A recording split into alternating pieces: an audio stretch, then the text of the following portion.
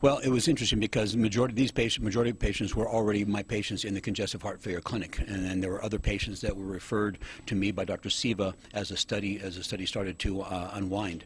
And what I also saw was in a 90-day time period, my very sick patients, okay, did extremely well. And we had a cross section of different type of patients with congestive heart failure.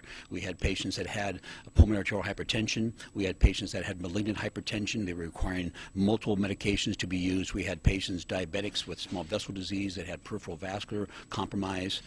We had a whole array of patients under the atherosclerotic or congestive or coronary artery disease, okay, umbrella. And across the board, we saw results for every type of patients and their own disease process. Have you ever seen anything like those kinds of results from this kind of a single application of one product? No.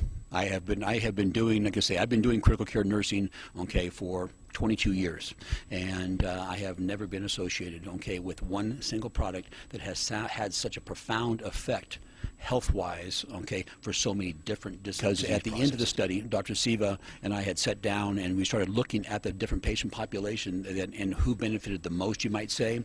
As you may know, diabetes, a very insidious disease. I think it's going to be one of the disease processes that's going to have a biggest burden on our healthcare system.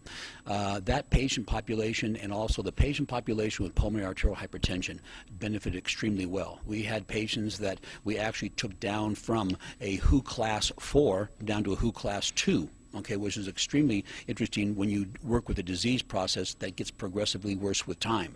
We actually reverse that process. Now, in that light right there, it has now come to a point where if anyone that gets referred over to the clinic, okay, that has the new signs and symptoms of pulmonary arterial hypertension, whatever their etiology may be, we are going to make the recommendation that we introduced the Pro Arginine Plus, okay, initially as a first line of treatment.